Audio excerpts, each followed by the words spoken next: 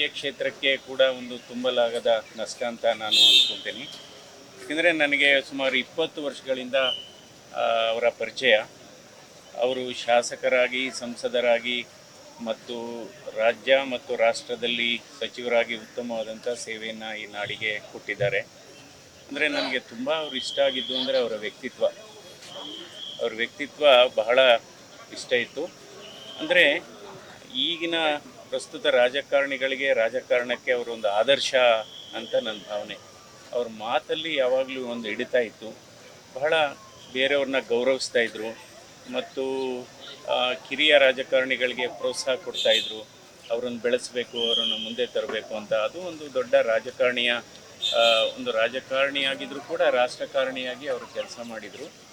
So ಅವರ ಭಾಷೆ ಕೂಡ ಬಹಳ ಗೌರವಿಸ್ತಿದ್ರು ಬೇರೆಯವ್ರನ್ನವರು.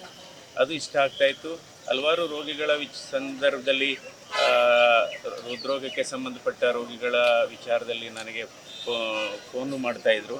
ಅವ್ರು ಮಾತಾಡೋದೇ ಬಹಳ ಸಾಫ್ಟಾಗಿ. ಏಕೆಂದರೆ ಮಾತಿನಲ್ಲಿ ಬಹಳ ಒಂದು ಸಾಮರ್ಥ್ಯ ಇತ್ತು ಅವ್ರಿಗೆ. ಯಾರನ್ನೂ ಕೂಡ ದ್ವೇಷ ಮಾಡ್ತಾ ಇರಲಿಲ್ಲ ಅವರು.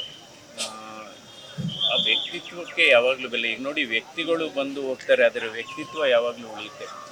ಸೊ ಹೀಗಾಗಿ ವ್ಯಕ್ತಿತ್ವ ಈ ಜೀವ ಹೋದ್ಮೇಲೂ ಕೂಡ ವ್ಯಕ್ತಿತ್ವ ಉಳಿಯುತ್ತೆ, ಅದು ಉಳಿದಿದೆ. ಸೊ ಅವರು ನಿಜವಾಗ್ಲೂ ಈ ಪ್ರಸ್ತುತ ರಾಜಕಾರಣಕ್ಕೆ ಒಬ್ಬ ಆದರ್ಶ ರಾಜಕಾರಣಿ. ಸೊ ದೇವರು ಅವರಿಗೆ, ಅವರ ಕುಟುಂಬದವರಿಗೆ ಒಂದು ಶಕ್ತಿ ಕೊಡಲಿ ಈ ನಷ್ಟವನ್ನು.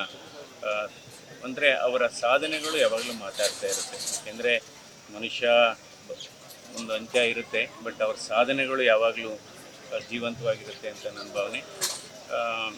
ಬಟ್ ಈಗಿನ ರಾಜಕಾರಣಿಗಳಿಗೆ ಅವ್ರದ್ದು ನಿಜವಾಗ್ಲೂ ಏನು ಆದರ್ಶ ಅಂದರೆ, ಅವರು ಕೆಟ್ಟ ಪದಗಳನ್ನು ಉಪಯೋಗಿಸ್ತಿರಲ್ಲ. ಟೀಕೆ ಮಾಡುವಾಗಲೂ ಕೂಡ ಬಹಳ ಒಂದು ಲಕ್ಷ್ಮಣ ರೇಖೆ ಮೀರಿ ಹೋಗ್ತಾ ಇರಲಿಲ್ಲ.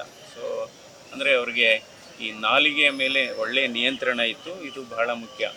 ಸೊ ಹೀಗಾಗಿ ಅವರ ಕುಟುಂಬಕ್ಕೆ ಒಳ್ಳೆಯದಾಗಲಿ ಅಂದ್ಬಿಟ್ಟು ನಾನು ಪ್ರಾರ್ಥನೆ ಮಾಡ್ತೇನೆ. ನಮಸ್ಕಾರ. ರೀಸೆಂಟಾಗಿ ಅಂದರೆ ಈಗೊಂದು 2-3 ತಿಂಗಳಿಂದ ಮಾತಾಡಿದ್ದು. ಇಲ್ಲ, ಅದಕ್ಕೆ ಸಂಬಂಧ ಇಲ್ಲ, ಬೇರೆ. ಆಯಿತು, ನಮಸ್ಕಾರ. Thank you.